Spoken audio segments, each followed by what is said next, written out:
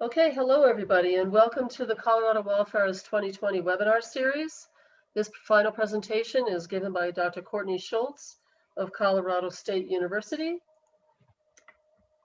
She is an associate professor at Colorado State University of Forest and Natural Resource Policy. She investigates topics at the intersection of science and policy, and her recent work is focused on policy innovations to support collaborative landscape restoration, effective fire management, and climate change adaptation on U.S. forest lands. Courtney directs the Public Lands Policy Group, a research group focused on U.S. public lands policy and governance. She's also working with a university-wide team to establish a CSU climate adaptation partnership for policy innovation and research coordination. Thanks, Courtney, and believe we're ready to go. Great. Thanks for having me. I'm happy to be here. And I'm going to talk today about a bunch of research we've been doing around designing policy to support collaboration and capacity building for federal fire management. I want to start by saying that I am more focused on federal lands, but we will talk a little bit about partnerships across state and local entities. And I do focus on public policy, and I'm focusing on collaboration and partnerships and capacity building because we've really found in our research that those are like the most critical pathways forward. So for those of you who've seen me talk about my research before, I hope you have, some yoga poses you can do when this gets repetitive. And for those of you who haven't, I'm going to cover a lot of stuff and look forward to hearing your questions from the students and also the fire science audience. So thanks for having me.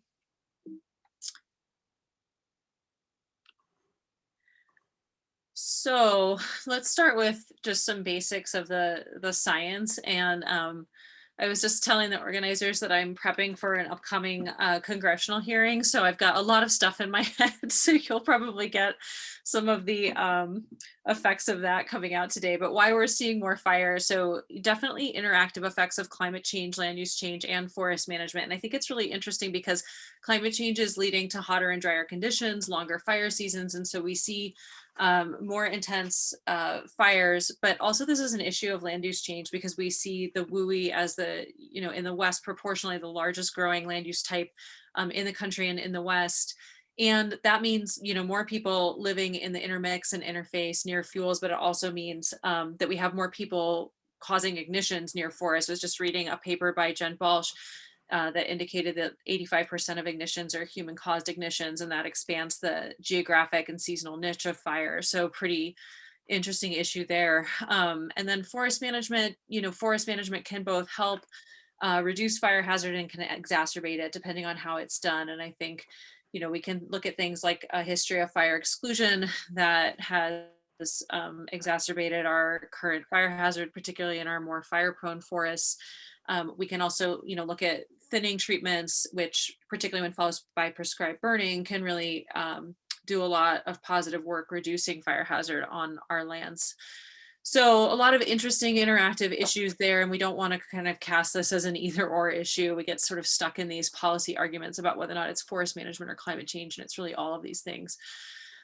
So the other thing I wanted to mention is there's some really interesting research about unmanaged areas, and that shows that fire is really behaving sort of more as it should in more characteristic ways in areas that have never been managed compared to areas that have been managed. So we should probably take off the table the notion of managing in places like wilderness or roadless where we haven't managed in the past. There's a lot of reasons for that. Some of it is that they're unmanaged. Some of it is that there are higher elevation ecosystems that tend to have fire that's more driven by weather conditions than fuel loadings. And some of it is because we don't want to create more roads for lots of reasons, but because it increases human access to forests. And I also want to say before I get going, on our research that the science indicates that the most cost-effective way to protect human infrastructure, if that's our goal, is really to invest in community protection. So really investing in home hardening, reducing fuels right in the home ignition zone, which is right around homes, and then in the community protection zone, which tends to be a little bit further away from homes. And the vast majority of that land is not federal land. So when we're thinking about policy, we can think about all these policies to support forest restoration, but we're definitely going to want to think about policies as kind of kind of attendant policies that are going to really work on the community protection aspects of this problem. So our major challenges, if we're thinking about public land management, are grappling with rapid change, promoting collaboration so we can work across boundaries at a meaningful scale, and leverage diverse capacities. And I think for those reasons, partnerships are really important. Another key question is how we improve prioritization of investment. So it's going to places that have social agreement to do the work, and also to places that have high fire hazard or going to yield benefits in terms of stabilizing carbon stocks or other things we might want to work on. And a lot of those, different priorities need to be identified in place, depending on the partnerships and the priorities of different, groups of people living in particular places. We also want to think about how do we reduce costs. The estimates are that the cost of forest restoration are going to run, anywhere from a couple hundred to several $1,000s. I think the current forest estimate that I'm hearing is around $1,000 an acre on average. So, if we think that there are millions of acres that need restoration, then we're talking about billions of dollars needed to go into this problem. I think current estimates are that we would need $40 to $60 billion over the next 10 years to reduce fire hazard in our top 10% of fire sheds on federal land. So a lot of money, a huge increased investment. And we want to support industry. We want this ideally to be a restoration byproducts industry that can take this low to no value product and also do some of the restoration contracting work. And there's not a lot of this industry out there. People tell us this is one of their biggest barriers to progress. And I think we hope that this can be, a way to facilitate the work and fund it, but it's also not going to be the whole solution. And then how do we improve planning approaches, so that planning is a little bit more efficient and we can work at larger scales and hopefully work at a more rapid pace. Ultimately, the question is how do we live with fire and respond to climate change? And this is fundamentally an issue of climate adaptation for social and ecological systems.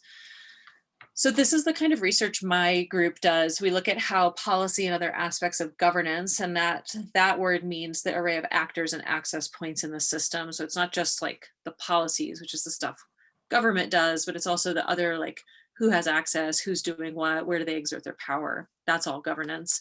How does that affect our ability to implement our land management goals? And then how can we shape policy to leverage science and partnerships? What kinds of organizational changes? So, how do we kind of update organizational structure in agencies like the Forest Service that have been around for over 100 years? What kinds of changes might be needed in this new era of forest management? And that's sort of the stuff that we really focus on, is like the organizational and policy dynamics of these issues. This is my research group's mission. We produce original research to inform the practice of natural resource management and advance understanding of policy developments that affect public lands. And I work mostly on national forests, but we do work on other issues that are affecting public lands. The foundations of this talk are this paper that I shared with the class from the Science Policy Forum in 2019. And essentially we went to the editor of the Policy Forum and we said, the scientific community has pretty consistently communicated what needs to happen on these lands, that we need to reintroduce fire so that forests can, have that as a natural process that allows them to track with climate change. But the governance solutions in those papers are often underdeveloped. They'll often say we need improved policy because they're coming more from the biophysical science community. And so, we argued to the editor, maybe we could write something more about the governance research. And it was nice to see them, take that on. And when we started to look at kind of across our research and that of others, we really saw the importance of collaboration and capacity building at multiple levels. So, at the local kind of forest level, like here in Fort Collins, but also at the state level and at the national level. And that's really what we were trying to cover in this article. I wanted to talk a little bit about drivers of stasis and change, because this is early versions of this article. This is kind of how we wrapped our heads around this problem. So a major challenge here is that the forest and fire governance system is highly networked. And what that means is, like, not only are people working together, but when we talk about a network system, like, there are lots of partners that are actually making decisions and bringing different capacities, working at different levels. So state agencies or organizations like the Nature Conservancy that are bringing very specific capacity to the table and really forming part of the whole governance system. And so you have lots of decisions and lots of partners acting at multiple levels, and each of them is going to have their own goals and incentives, particularly if you look at like state agencies versus different federal agencies. And a lot of people in our system have opportunities to stymie change. The US has been called a vetocracy, which means that there are a lot of veto points or a lot of places to sort of stop progress in our system. And we require a lot of agreement to go forward, although sometimes at the congressional level, we see things go forward in kind of these sneaky ways that are sort of unexpected because people are trying to work around this system. But ultimately, what we're arguing here is that you've got to get people working together if you want them to steer in the same direction, because there's a lot of moving parts in this system. And we also see a lot of scale mismatches. And this is a big deal in the environmental governance field, is the notion that like the scale at which our jurisdictions are organized, like the Forest Service, is really different than the scale of the ecological problems we're trying to address, like watersheds or, you know, fire regimes. And similarly, we have a lot of temporal mismatches. So like, you know, the kind of considerations of a policymaker or even a forest supervisor who might get promoted in a few years, they're thinking on a temporal like level that's very, very much shorter than the time frames that ecosystems are going to respond on. And so those kinds of scale mismatches are really challenging to deal with in terms of governance and policy. And that's part of what we're looking at, is how do you design policy to get people thinking at a large scale and over long time frames, because that's really challenging. And in this system, getting people to work together and then collective action, which just means, you know, getting people to sort of think about their collective goals and steer in the same direction, those things are really important for progress. I put together this little schematic to just represent, you know, how complex the system is, but we can start here on the bottom. And well, let's start over here at 4 o'clock with formal authorities. And I would say this is where a lot of us think when we think about policy, like what are the laws? Most people just think about laws from Congress, but we also have regulations that the agencies write under those laws, and they often change with the president. And we have other written policies like internal to agencies or at the state level. So you have all of that that's affecting, you know, is kind of a driver of stasis and change. And then if you go around the circle, you know, you have organizational characteristics. So like for the Forest Service, what are their internal performance incentives? What do they know how to do well because of their expertise? What are their habits, their processes? Those things matter. Political pressure matters for sure. Characteristics of individual decision makers matter. This is a really big deal with fire management because some people are far more knowledgeable about fire or more risk tolerant. And then multi-stakeholder collaboration also makes a difference. You know, you have these place-based collaboratives that have a lot of growing power in the system and a lot of influence, and bring a lot of capacity to kind of build social agreement. And then of course, capacity. You can have, you know, great policies, but you need the money and the skills and the people to implement them. So this is what we're talking about when we talk about a governance system. And when we're thinking about policy change in the system, we really have to grapple with this level of complexity. So simple policy recommendations like just writing a policy that promotes prescribed fire or changing the Clean Air Act, that's not going to do the trick in this kind of system. The solutions are going to vary by location. And one of the things that we can do from a policy perspective is create stability at higher levels.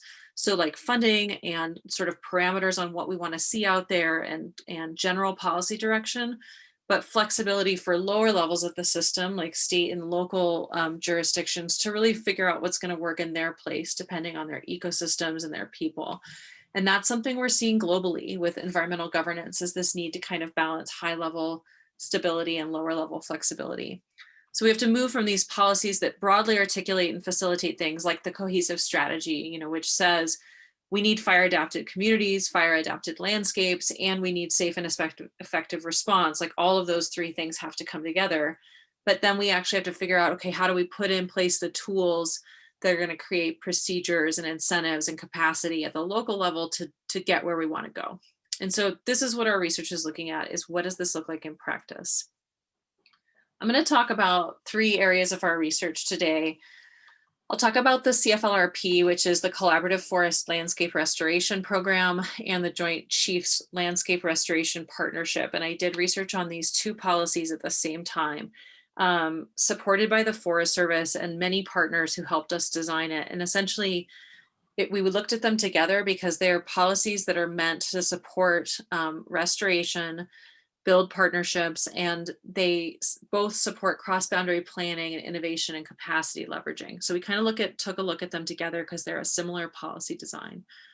We just finished a project on looking at prescribed fire policy barriers. And so I'll talk a little bit about that and the importance of really accurately diagnosing what the problems are and what the solutions look like, and our finding about the importance of collaboration at multiple system levels. And I'll talk a little bit about climate change adaptation work and what we're seeing in terms of some science management partnerships and strategic planning, and then some future work that we're doing right now. So these new kinds of restoration policies, I think this is so cool from a policy perspective because it's a whole new kind of like policy design that we've never really seen before in these two programs that I was telling you about. And so the CFLRP started in 2010, and it was really designed, like the legislation was written by community-based forestry activists who were basically getting together over and over and talking about what their challenges were, and took this idea to Congress and said, we need a program like this. And what it does is it allocates funding for 10 years on federal lands to projects that compete for that funding. So it like puts $40 million into a pool, and it says, hey, if you want to compete for this funding, you need to write a proposal. The proposal has to be written by collaborators with a Forest Service partner. And you have to explain, like, why are we a good investment socially and economically and ecologically for this money? So, and then if you get it, you get this focused investment for 10 years in that location. Similarly, the Joint Chiefs Partnership, this isn't a congressionally authorized program. It was started by the NRCS and Forest Service Chief in 2013, but it's a similar idea. You write a proposal and you work with the NRCS and the Forest Service and collaborative partners.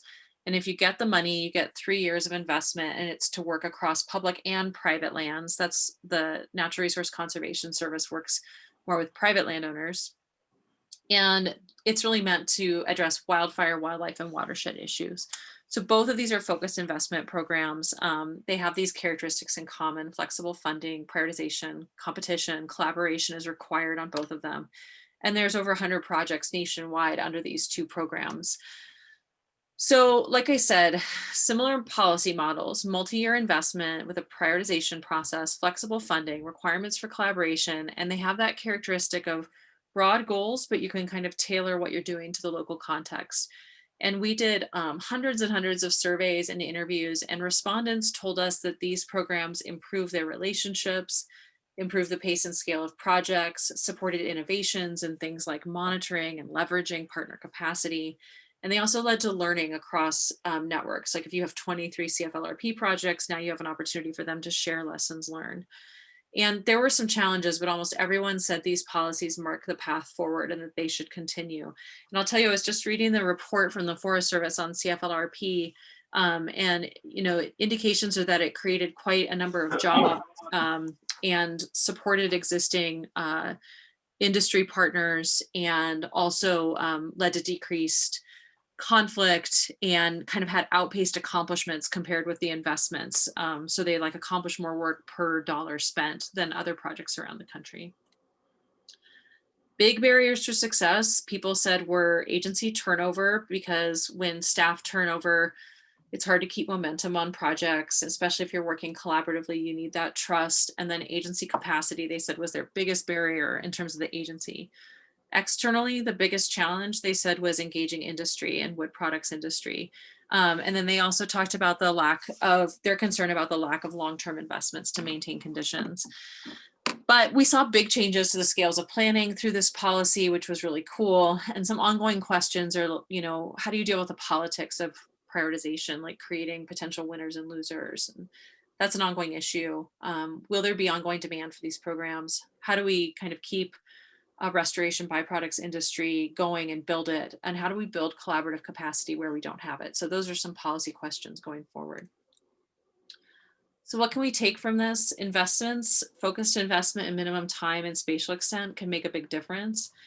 Mandates for collaboration with flexible funding can lead to better relationships, cross-boundary work, resource leveraging, agreement building. This is a way you can build in flexibility for local conditions into national policies, but we also need to keep solving these persistent problems. So then we did some work on prescribed fire. Most of these CFLRP projects weren't meeting their prescribed fire goals. Like I mentioned, prescribed fire accomplishments have not increased in the West. There's a nice paper from Crystal Colden that you could check out about that if you haven't seen it. So we had this project funded by the Joint Fire Science Program to look at policy barriers. And, you know, I think before our work, a lot of people were saying it's regulation, it's air quality issues, but we didn't have any good data on whether or not that was actually true or whether it was kind of like a rumor or a narrative that was out there.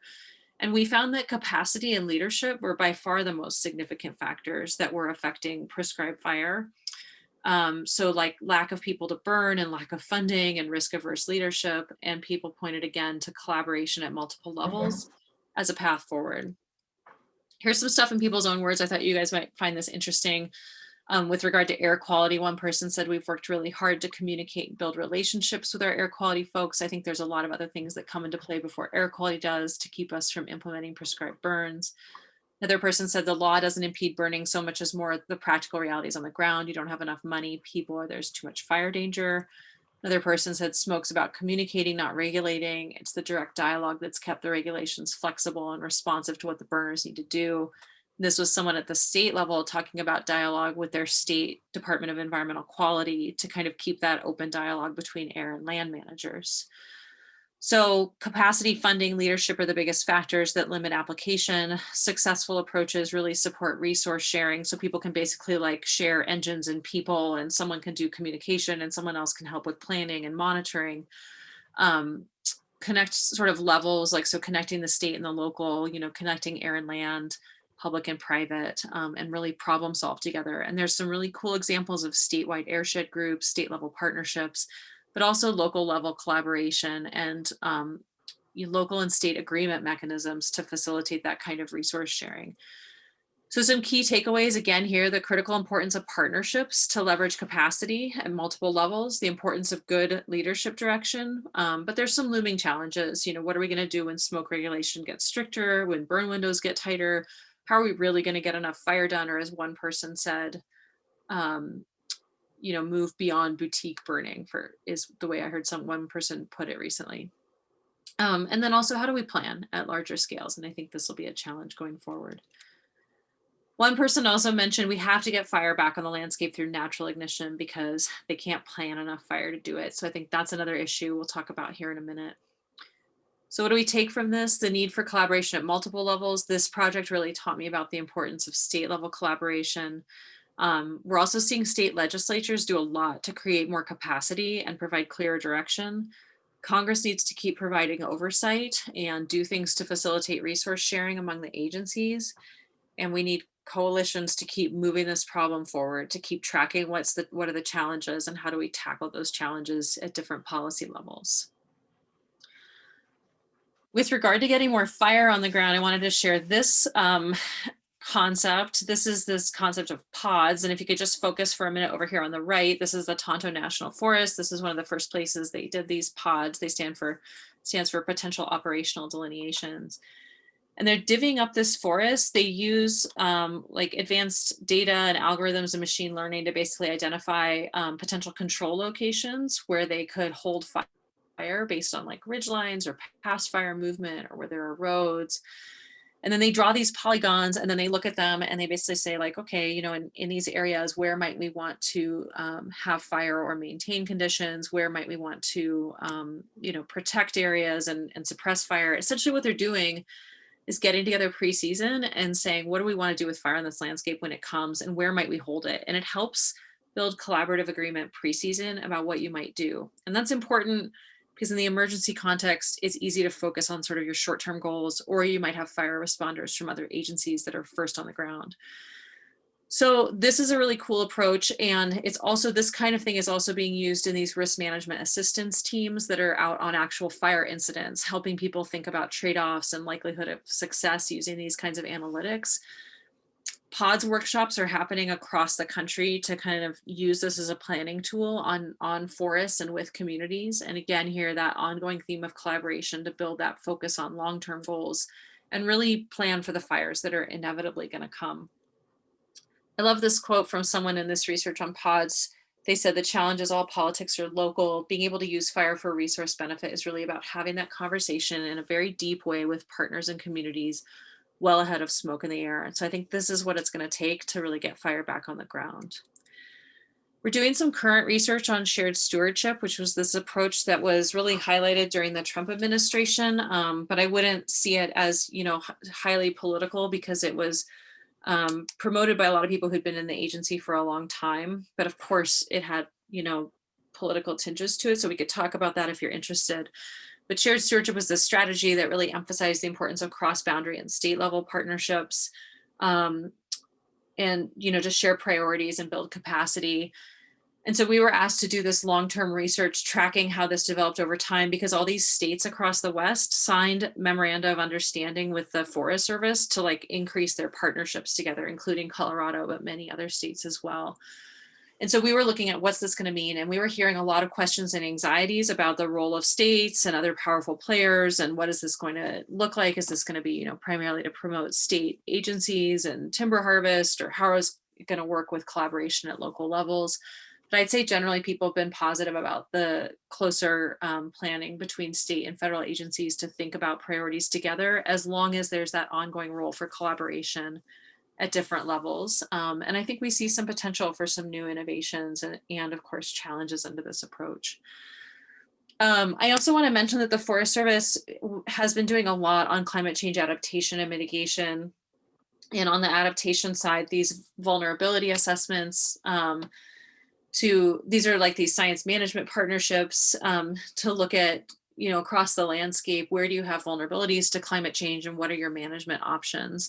And I think this is something that might be taken up more under the Biden administration to really look at what does this mean for planning and investment, and how do we actually use this information and then measure effective adaptation over time. Some questions that have been out there are where do mitigation and adaptation work together on the landscape? Are there places where you need to cut trees to facilitate adaptation to fire, but you're actually working against mitigation, carbon sequestration or stabilizing carbon stocks? But people are indicating those things can really work together in most places. We're working on an NSF project right now, looking at the relative roles of climate and management as drivers of change, which I think will be really interesting across different parts of the country. But there's a lot of cool stuff here to look at and to get into with research. How do you use this information for strategic planning? What are some new legal challenges about the Forest Service managing for carbon stocks, which is not mentioned in their legislation? How do you build these science management partnerships when you've got scientists that have information at a scale that's very different than the scale at which you're managing? So this is more questions than answers, but lots of cool stuff. So things I feel pretty confident about. The collaboration and capacity building are key for preparing for and responding to disturbances. And we see this across all of our work. Those multi-year investments, prioritization, strategic planning, budget flexibility, attention to your performance targets and how you're measuring success, those things all matter. There's more that can be done to facilitate partnerships at multiple levels. And then there's these challenges of agency capacity, growing it, and then also reorganization. How do you organize an agency to follow focused, prioritized investments around the nation? And that's a new challenge. Where I'm less sure is how do we really effectively respond to the pace of ecological change and the pace of political change, which is both rapid and really slow. So we could talk about that a little bit. Then what's the next generation of forest planning look like? We used to do these plans that were meant to last for 10 or 15 years. And now you have plans that are, becoming obsolete very quickly on a landscape that's changing very fast. So that's going to be a challenge. What about wood products industry? How do we invest quickly in priority areas? How do we build community capacity? I think that's going to be critically important to respond to disturbance and live with fire and smoke. How are we going to build more policy for post-fire recovery as we see more lands burn? And then I think another issue that's critically important that I'm not an expert in at all, but I'm really learning more about is this issue of supporting cultural burning through policy and practice, and how we can decolonize fire management. And I think this is a huge issue for us to start to tackle. So looking into the future, I will say that I think innovation at the ground level will always be really important. And I think people in places come up with solutions and bring them up to Congress. And that's the most effective way to see policy change. I think state and regional work is going to become more important. I think we're going to need some creative approaches to prioritization that draws on science at the national level, but more local and state level partnerships to ensure work's getting done in high priority areas, but also where there's agreement. And I think we have to develop this proactive vision for the future, based on collective problem solving and experimentation, and try to get past some of our sort of stale policy arguments. Some options I see out there: you could support CFLRP, support Joint Chiefs, create other competitive programs like for prescribed fire and for community protection or community defense. We can improve grants and agreements mechanisms. So to create like single resource ordering systems between Department of Interior and agency, but also to like eliminate cost share requirements in agreements mechanisms with community organizations. We definitely need to increase funding for land management with a good prioritization strategy. I think there's a lot of great state level leadership and policy growing, and this will be important for states to put more into this. There'll definitely be a need for these internal agency adjustments. I think we want to stay away from contested policy arguments and options, things that, cut NEPA or Endangered Species Act requirements. They basically just polarize people immediately. I think we want to find ways to really support partnerships moving forward. And then I would argue there's a need for ongoing oversight and research, and that this becomes more important as things change really rapidly and we're doing a lot of policy experimentation. So thanks to everybody, all of you out there, for your interest. And I know many of you are doing work and really committed to working in this system, and also have spent time talking with me. So I'm very appreciative of that. And I'd be happy to take comments and questions, and also wanted to share that Chad Koistra, my staff, is leading a webinar tomorrow on shared stewardship in our research, if you're interested in joining us for that.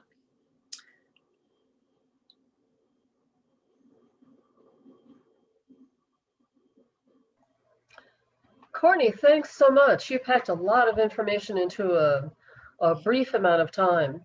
We're starting out with a few questions. Oh, let me launch the poll before anybody gets off. Please be sure to take our poll, because our funds heavily depend on your feedback and affect our programming in the future. So please be sure to take our poll. Let me see. There we are. Okay, it looks like everybody's able to get in. Courtney, one of the first questions we had when, excuse me, when you first started talking about your approach, you were talking about a perspective about one of the best ways to manage areas is less human management, because that implies more roads and access. And we weren't sure if you meant lack of forest management in some of the less accessed areas, or not do any management at all in those areas and let them restore and take care of themselves. Just a clarifying point. Sure. So I'll just first say that, like the ecology of forest management and fire ecology is not my bailiwick. So I'm reading stuff just like you all are. But what I have gathered is that, studies that have compared areas that have never been managed to areas that have been managed will find that fire effects are less extreme in some of those unmanaged areas. And people also indicate that if we're going to invest in forest management, it really should be around communities, and then, for the benefit of the ecosystem itself. And so there's just a lot of political debate about whether or not we should be going into places that are further from communities, or even into roadless or wilderness areas. And I would say that the science doesn't indicate that going in and doing like thinning and burning in our roadless or wilderness areas is the way to go. But I'd be interested to know if others, have different perspectives on that. The other thing I'll say is that, the Forest Service road system is really, they have a hard time maintaining it. They have these infrastructure backlogs, and roads give people access to the forest. And we're seeing a lot of human ignitions, although most of those ignitions are actually on private and state land. So all to say that given that mix of information, I think we want to focus more on areas that have been historically managed and that are nearer to communities.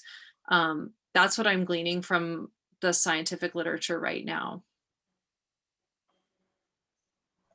Thanks, Courtney. That clarifies a lot. How could your policy ideas, this is from Tom Moore, how could your policy ideas inform responsibility for human behavior and expectations for use on federal and state lands? Are there action-oriented behaviors, changes to economic incentives, enforceable governance that could be in administrative rules or legislation that can direct humans in our the way we affect climate?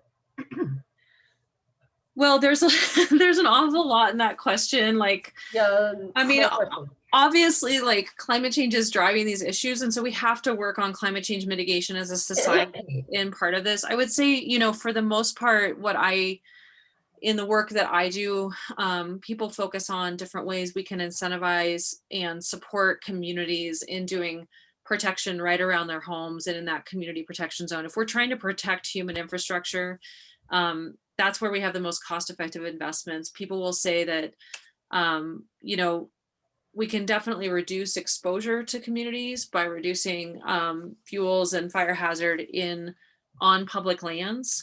But we don't, you know, we can't like there's no way to promise that reducing ignitions and fire hazard on public lands alone is going to protect communities. There's a lot of ignitions that are coming from other jurisdictions, and fires are going to happen. And so I think what we really need to do is think about how do we incentivize community protection and home hardening. And there's some interesting policy approaches that would do that. At the federal level, you know, you could look at like the bill that Kamala Harris introduced last session would invest in community defense planning, and then also actions where they've been planned. But there's also state level programs that invest in community hazard reduction. So there's there's a lot of different aspects to that. I would say individual homeowner behavior, again, is not quite my particular expertise. Well, that's a good assessment of a complicated question. And this is something we were talking about before our recording.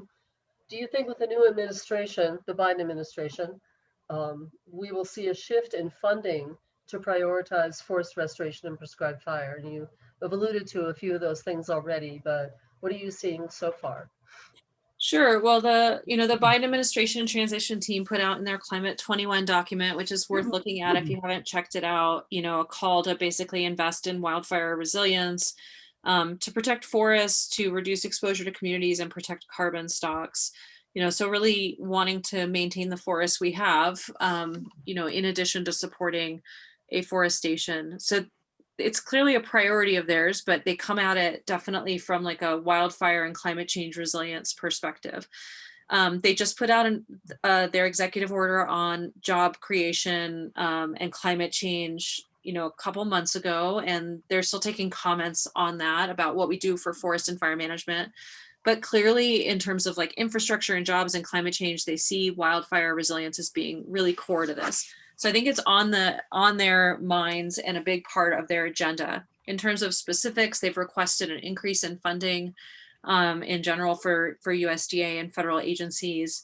And I think there's some potential that we might see investments in, you know, more leadership direction towards prescribed fire, and also to prioritize areas that can be valuable from a carbon stabilization perspective. So I think you'll see some change direction from the Biden administration. The Trump administration really emphasized timber targets over all things and also decreasing agency capacity. So that kind of goes against a lot of the things that we found in our research are effective for supporting collaboration and fire hazard reduction. But I will say that communities are, you know, they're in place for a long time. So there are places where people were like, you know, we're being told to increase timber targets. This is frustrating. It's not what our group wants to do. We'll figure it out. We'll be here, you know, long past all of these administrations. And so it's part of the cool complexity in our governance system, I think. Yeah, never a dull moment as we're learning with you. This is student questions. How is the state of Colorado building capacity to manage fire in partnership with federal agencies? Is collaboration changing in Colorado in response to unprecedented fires?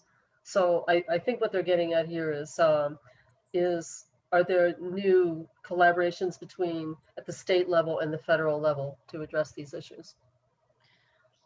Yeah, there's so much cool stuff going on in Colorado, and I think a lot of room to grow. But yes, under the Shared Stewardship Initiative, there was an MOU signed between the governor and the undersecretary of agriculture to really work together more closely. And I think they integrated like new data into the state forest action plan process to really look together at where there are priorities for treatment in Colorado.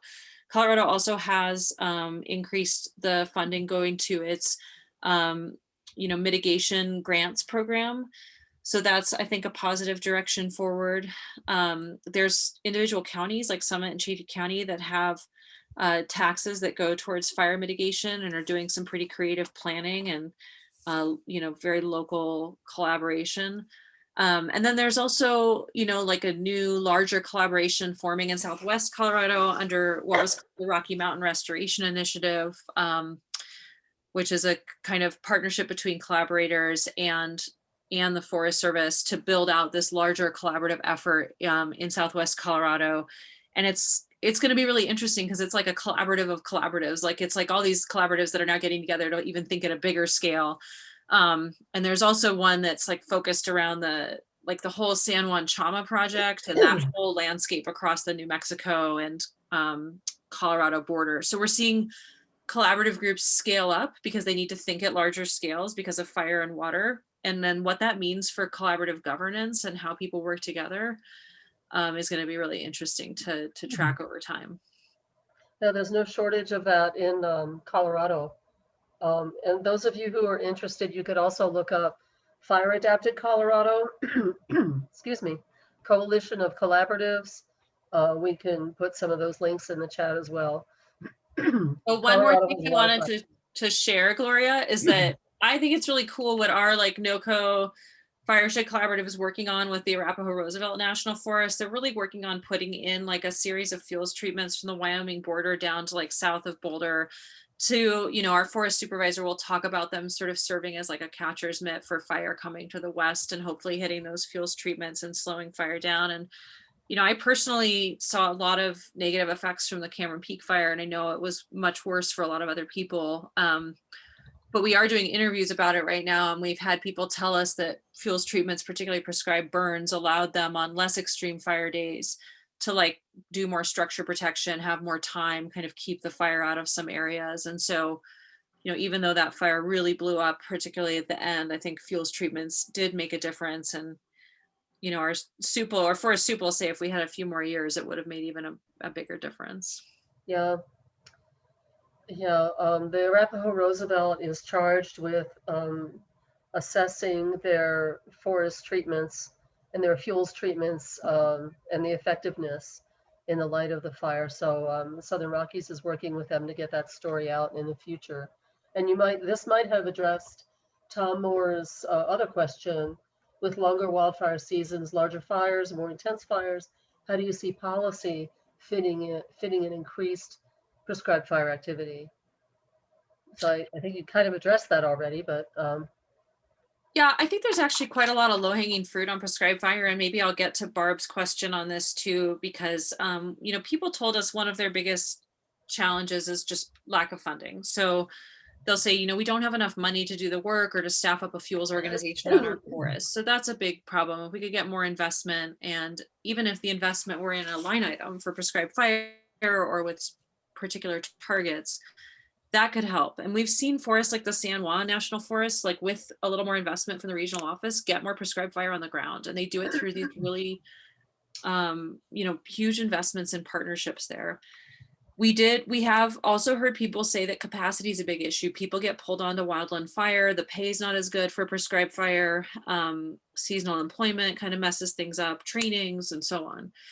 And so I do think that there's an opportunity to have more of a year-round prescribed fire workforce. And people talk a lot about potentially having dedicated burn teams or people who do prescribed fire and wildland fire use or burning for resource benefit. Barb, to your question, I think the prescribed fire modules, they're I think they were mostly Department of Interior, and I've heard about a few of them still being used to do cooperative burning on Forest Service lands and definitely on Department of Interior lands. But I think there's a lot of room to build those up. They probably would just come back under a slightly different name. But I think a lot of interesting questions there about how you build a prescribed fire workforce that can do more work. And we have to acknowledge that, you know, the fire season's getting longer and more challenging. And so prescribed fire is just going to get harder to do. One more question. Thank you for answering Barb's question. Barb, that was a really good one. And I think you've addressed this throughout your presentation, but if there's anything else you want to add to some of the major barriers, and I'm not sure if Jill means barriers you have faced in your research or barriers that are exist no matter what the topic, barriers you've faced in your research is specifically federal policy. Trying to think about barriers I faced, Jill. I think, you know, a lot of our testifying that you have faced. Yeah, faced. I mean, one challenge is that when we do surveys, like we did interviews with partners and federal employees on Joint Chiefs and CFLRP, but it's much harder to survey partners on a short time frame without approval from OMB. So that's been one challenge. And I think if we're working with federal funding, so that's one thing that I would like, you know, if we had funding sources that allowed for more than that, that might be really helpful. I think the other thing is that there's really limited funding available for applied work like this. And, you know, the funding that I've gotten has been through a lot of active conversations with staff on the Hill and in the Forest Service and letting them know what we can do and hearing their problems and co-designing research together. And we always, you know, write an agreement that basically says we're doing this research independently, but we will, you know, take your input on the design to maintain our independence.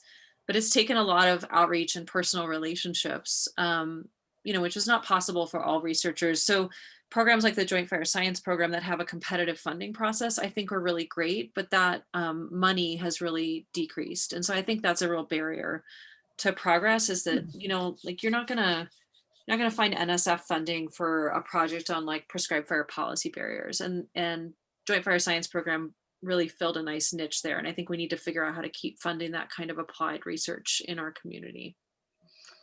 And thank you, Courtney, for prop to the Joint Fire Science Program. Southern Rockies Fire Science Network and our associated science exchange networks nationwide are funded by the Joint Fire Science Program, which is funded by congressional appropriation, which was supposed to be funded at $16 million per cycle back in 1998. And we've never seen that level of funding. And it's now recently down to $3 million for the entire country. So your voice matters and it's easy to do. We're running a chat right now, and every testimonial and benefit for this series that you write, we can use in our legislative outreach and our annual reporting about what difference this is making for you. So feel free to write the benefits of this program in chat and we can use them in our annual reporting. Your perspective on, we have a few more minutes. We have to hop off right at 4. So we have a couple more minutes. I'll just take 2 of them. If there's any other questions that are posted, we'll be sending this chat to Courtney and she might be able to get back to you personally. Your perspective on continued development in the WUI. Should there be more aggressive policies on how and where new homes are constructed? Well, I don't know the answer to that because if you think about the WUI being the fastest growing land use type in the nation, I think it's easy to say like, yes, we should stop doing that, right? But then you think about the fact that this is a huge land use type, and I think, well, you know, so what does that mean? Is that more affordable housing for some people? Like, is this a growth issue? Like, how does this relate to urban housing? You know, what are the equity issues? I would really need to be an expert on that to make a policy recommendation. And I think this is part of what makes public policy scholars annoying, is you realize like how complex these problems are, and that if you sort of turn one piece of the system, you know, it's sort of like a, you know, it's just like a crazy machine and everything else is going to go off in all of these different ways. And so, yeah, I would really, encourage you to look at work from like Headwaters Economics and the folks who really work on land use planning and see what they're saying about that right now. Thank you very much. I think I'll just give everybody a thank you. We have 5 more minutes. Just a couple of final questions or final comments. I'll go ahead and close the poll. Thank you all for your wonderful feedback.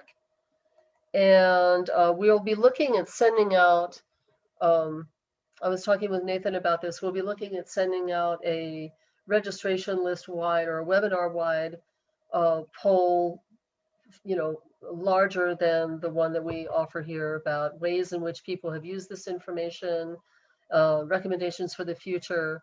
So look forward to hearing from us again. And please check out the chat. We get to do this again. We're blessed to do this again with Courtney tomorrow. She will be presenting with her assistant, Chad Koistra, Dr. Chad Koistra, on another webinar for findings on their 2019-2020 study on shared stewardship efforts through the West. Registration is listed, and please join us tomorrow. I think that will be at 1. Co-hosted with Northwest Fire Science Consortium. So, oh, no, I think 3 new messages. Is there anything else that we can? Thank you, great talk, very interesting, great job sharing. Gloria, can I just I just wanted really to thank Gloria and the joint, Southern Rockies Fire Science Network for making this possible to get the word out, and so that this seminar series could reach so many more people than it would have if it had just been graduate degree program in ecology graduate students. So thank you so much for your cooperation and your help promoting this, and also your fabulous emceeing. So Master of Ceremonies for the whole webinar all semester long. So thank you for that. Great, we can tell Congress. But I really want to extend my thanks to Dr. Cynthia Brown and Nathan Teach for really doing a lot of work getting this together. This was Cynthia's brainchild. We were about to do something about the wildfires anyway, but they really made this possible. And Nathan and Cynthia really pulled a lot of speakers together. So it's been a pleasure working with all of you. And I'm kind of a little sad to have my Tuesday afternoons back. The webinar is being recorded. You can find it on Southern Rockies Fire Science YouTube channel, and we'll be issuing continuing education credits. And I think that concludes our Colorado Wildfires 2020 webinar series. And I will stop recording. Thank you.